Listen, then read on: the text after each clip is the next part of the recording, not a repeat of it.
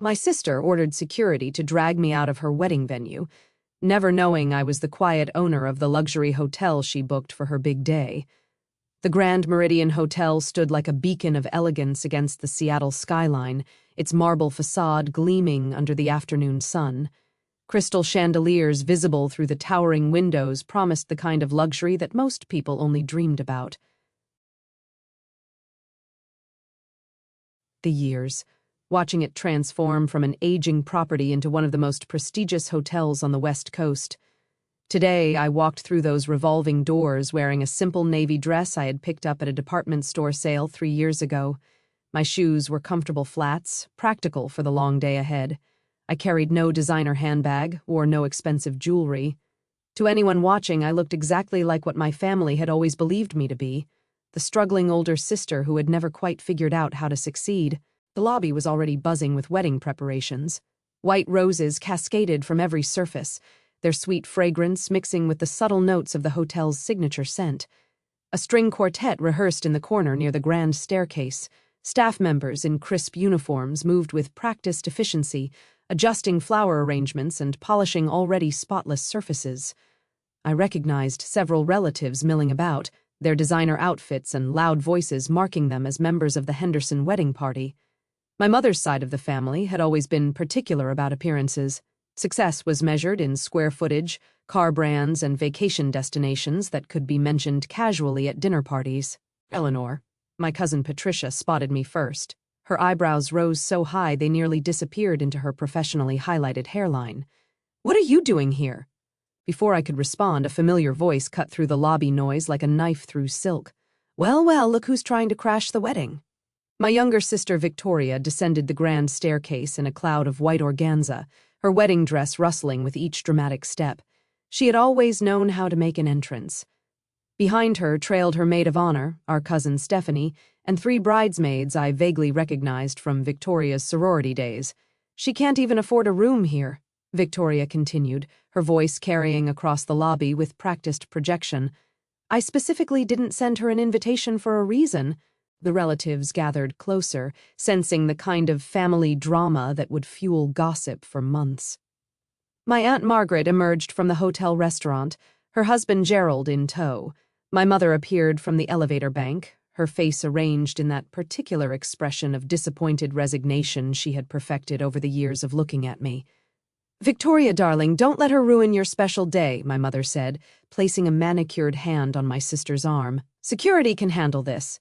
"Already on it," Victoria said, snapping her fingers toward the concierge desk. "Can someone please remove this woman? She's not on the guest list." A security guard began making his way across the lobby, his expression professionally neutral. The string quartet had stopped playing. Even the hotel staff had paused their preparations to watch the unfolding scene. "I told you she would try something like this," Aunt Margaret said, shaking her head. "She's always been jealous of Victoria's success." I stood quietly in the center of the lobby, hands clasped in front of me, watching my family arrange themselves into a familiar formation. Victoria at the center radiating righteous indignation. My mother flanking her right side, providing maternal support. Aunt Margaret and Uncle Gerald anchoring the left, ready to provide backup commentary. Cousins and bridesmaids filling in the gaps, a chorus of disapproval. "Do you have any idea how embarrassing this is?" Victoria hissed, stepping closer to me. "This is the Grand Meridian, the most exclusive hotel in Seattle. My wedding is going to be in Seattle Magazine and you show up looking like that." She gestured at my simple dress with obvious disdain. "I worked for 3 years to book this venue," she continued. 3 years on a waiting list and you think you can just walk in off the street?" "Victoria, I started." "Don't." She held up her hand, the massive diamond on her engagement ring catching the chandelier light. "I don't want to hear your excuses. You weren't invited. You've never supported my relationship with Marcus. You didn't come to my engagement party, my bridal shower, or my bachelorette weekend in Cabo." "I wasn't invited to any of those either," I said quietly. "Because you would have brought down the whole atmosphere." Victoria's voice rose another octave. "Do you know how hard it is to explain to people that my older sister lives in some tiny apartment and works some mysterious job that she can never actually explain? It's humiliating." My mother stepped forward, placing herself between us. "Eleanor, please, just go. Don't make a scene." "I'm not the one making a scene," I pointed out. "See?" Aunt Margaret chimed in.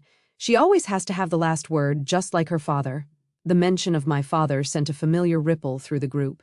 He had passed away 8 years ago, leaving behind a complicated legacy that my mother's family had never fully accepted. They had never approved of him, a quiet man who preferred books to business deals, who had worked in real estate development without ever achieving the flashy success they valued. The security guard had reached our group, his hand hovering near the radio on his belt. "Ma'am, I'm going to need to ask you to leave the premises." "On whose authority?" I asked calmly. "On mine," Victoria snapped. "I'm the bride. This is my wedding venue, and you are trespassing." The security guard looked uncomfortable. "Ma'am, if you're not a registered guest or on the event list." "She's definitely not on any list," my mother confirmed. "Please escort her out, preferably through a back entrance. We don't need photographs of this."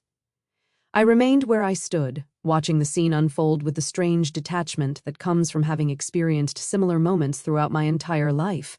The family closing ranks, the automatic assumption of my failure, the complete certainty that I couldn't possibly belong in any space they occupied. "You know what the saddest part is?" Victoria said, turning to address her bridesmaids as much as me. "I actually used to look up to her. When we were kids, Eleanor was the smart one. Everyone said she would do great things." She laughed, a sharp sound without warmth. "And look how that turned out. 34 years old, no husband, no career anyone can identify, probably still driving that ancient car Dad left her." "The Honda still runs fine," I said. "The Honda?" Victoria rolled her eyes. "Meanwhile, Marcus and I just ordered matching Teslas. But sure, Eleanor, tell me more about your reliable Honda." The bridesmaids giggled. Aunt Margaret nodded approvingly at Victoria's wit. My mother studied the ceiling as if hoping to find a divine intervention in the crystal chandelier. "Mrs. Henderson?" A young woman in a hotel uniform approached my mother hesitantly. "The florist is asking about the additional arrangements for the reception. Should I tell them to proceed with the upgrade?" "Yes, yes," my mother said, waving her hand dismissively. "Whatever Victoria wants. This is her day." "The upgrade is another $12,000, the staff member said carefully. Did I stutter? My mother pulled out a credit card. "Victoria deserves the best. Unlike some people, she's actually made something of her life." The transaction completed, my mother turned back to the security situation at hand. "Why is she still here? I thought I asked for discretion." "Ma'am, I need to check with my manager before the security guard started." "Your manager?" Victoria interrupted. "Fine, get your manager. Get the hotel owner for all I care. Anyone who can remove my sister from my wedding venue." "Actually," I said, speaking for the first time in several minutes, "I think the manager is already on his way." Every head turned toward the elevator bank, where a distinguished man in an impeccable suit was indeed making his way across the lobby. Jonathan Wright had been the general manager of the Grand Meridian for the past 4 years. He was excellent at his job, professional, discreet, and completely dedicated to maintaining the hotel's reputation for exceptional service. "What is happening here?" Jonathan asked, taking in the scene with a practiced eye. "Is there a problem with the Henderson wedding preparations?" "Yes," Victoria said, stepping forward with the confidence of a woman who had never been denied anything in her life. "This woman," she gestured at me with obvious distaste, "has shown up uninvited and is refusing to leave.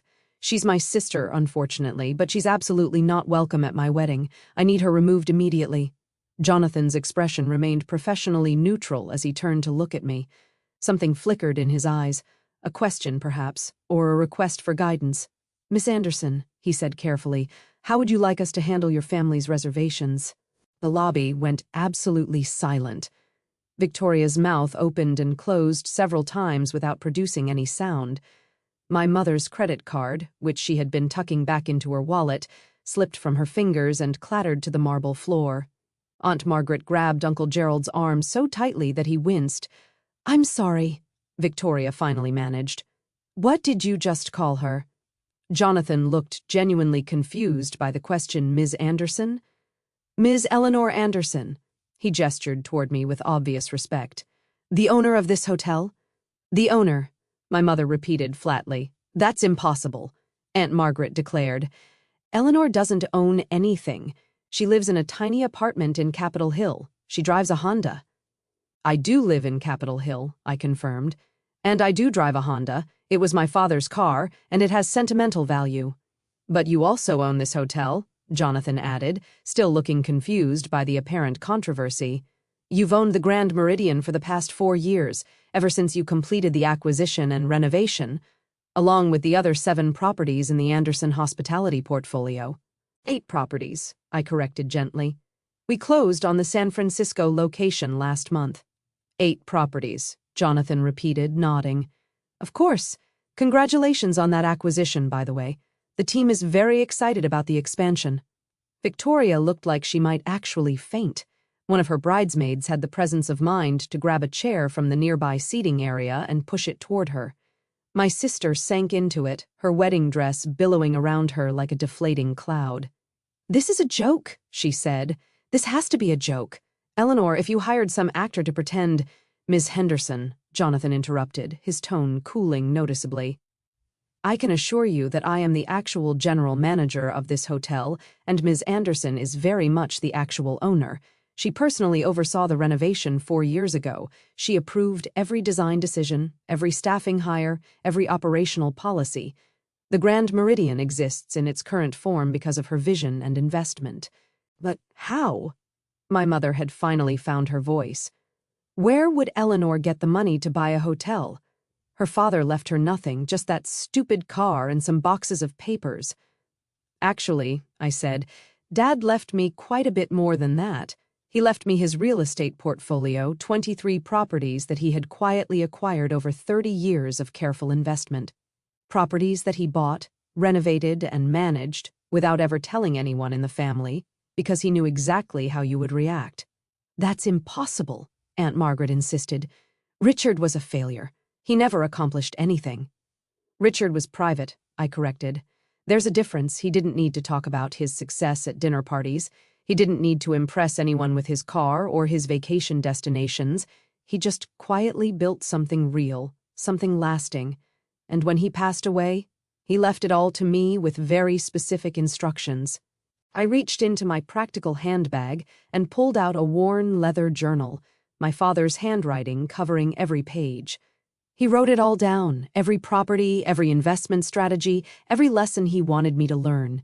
He spent the last year of his life teaching me how to manage the portfolio, how to grow it responsibly, how to identify opportunities that others overlooked. Why you? Victoria demanded, some of her characteristic fire returning. Why not Mom? Why not me?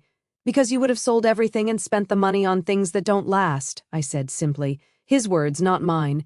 He wanted the portfolio to grow, to provide for future generations, to create opportunities for people who work hard and dream big. He didn't want it turned into handbags and vacation homes. My mother looked stricken. Richard said that? About me? About the family in general, I said, and I meant it as kindly as I could. He loved you, Mom. He loved all of us, but he also saw clearly how this family values appearance over substance. He wanted to protect his legacy from that. Jonathan cleared his throat diplomatically. Ms. Anderson, would you like me to give you some privacy with your family? I can have the staff clear the lobby. That won't be necessary, I said, but I would like to see the event coordinator, please, and someone from accounting. Of course. Jonathan pulled out his phone and sent a quick message. They'll be here momentarily. Is there anything else you need?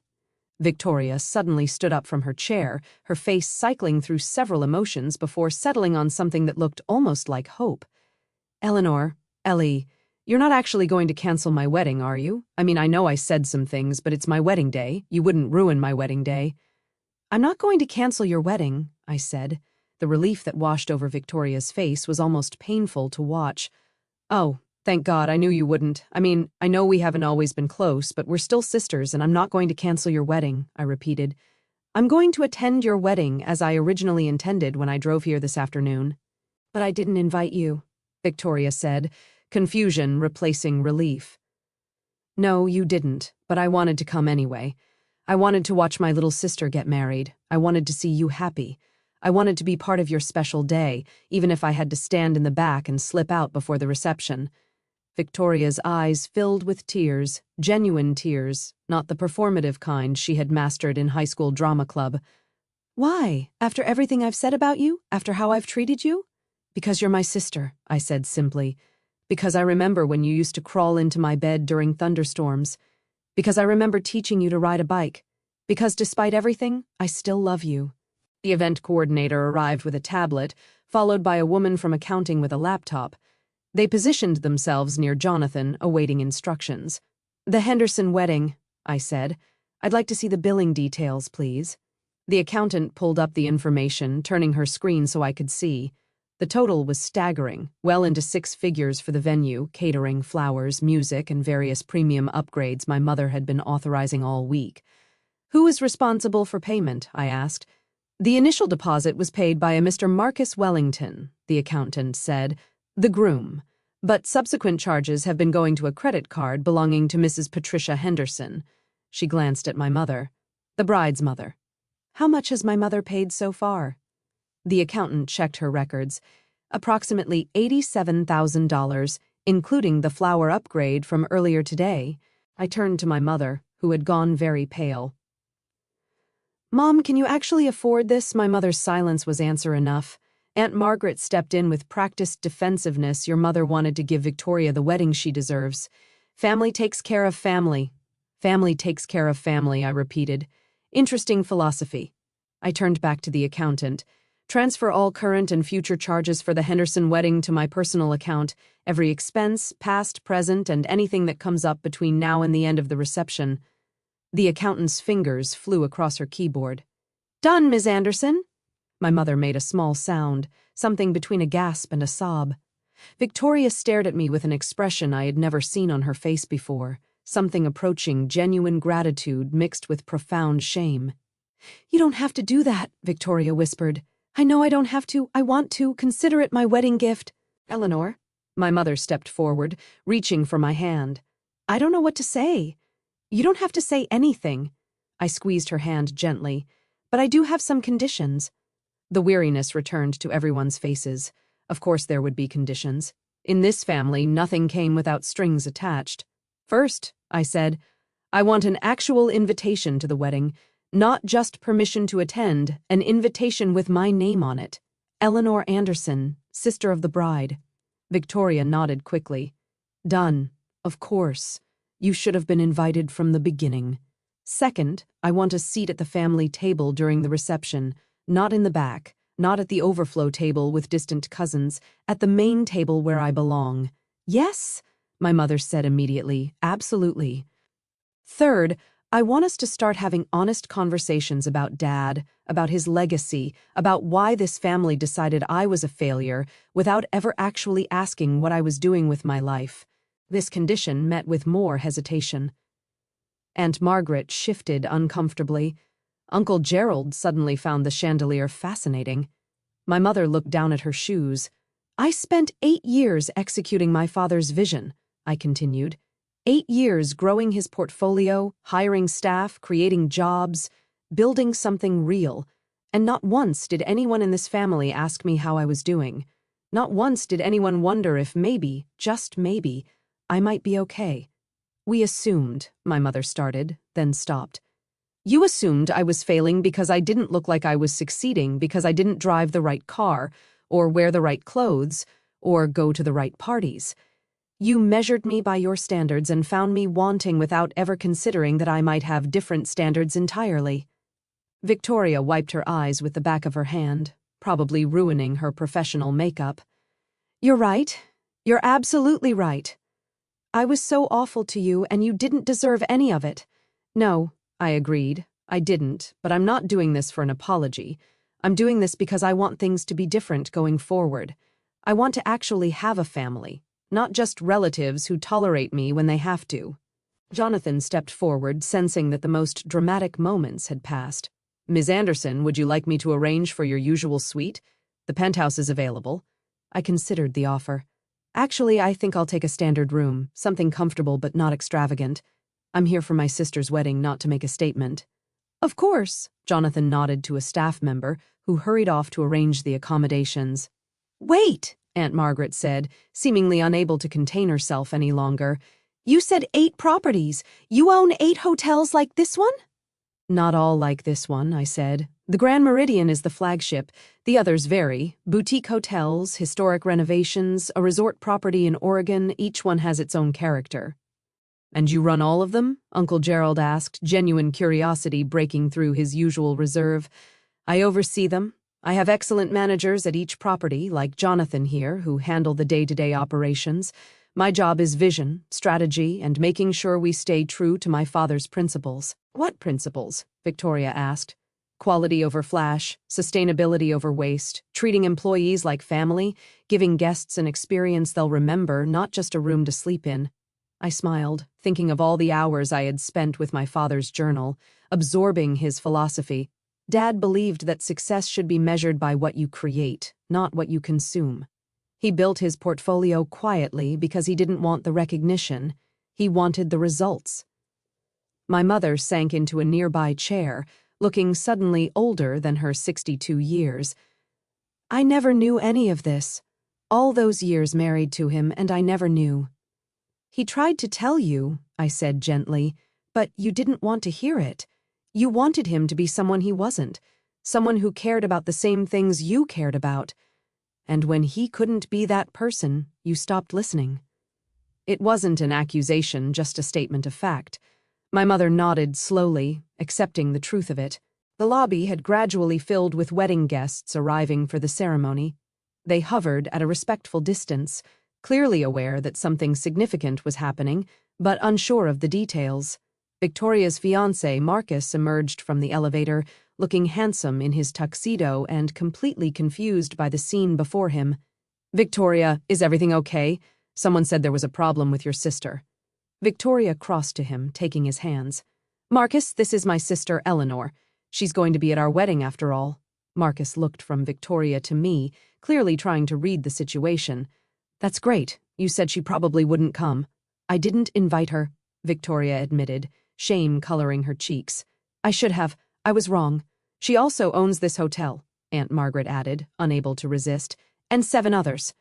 Marcus blinked. I'm sorry, what? It's a long story, I said, stepping forward to shake his hand. The short version is that appearances can be deceiving, and I'm very happy to finally meet the man my sister loves.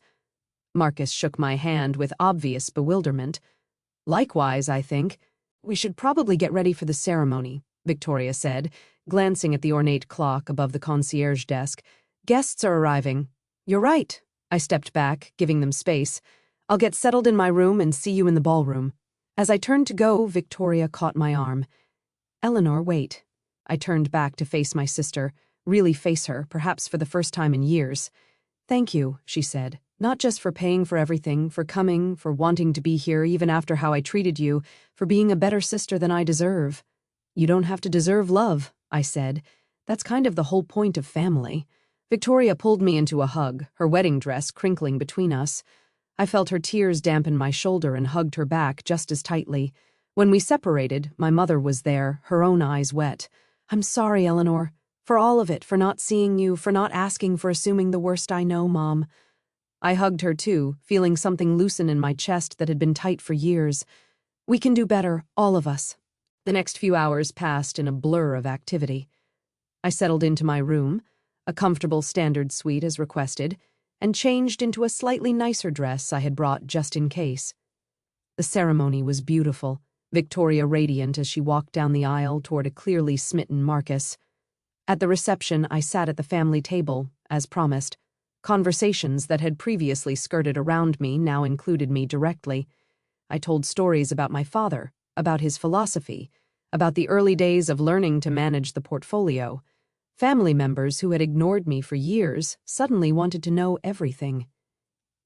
Halfway through dinner, Victoria stood to give a toast.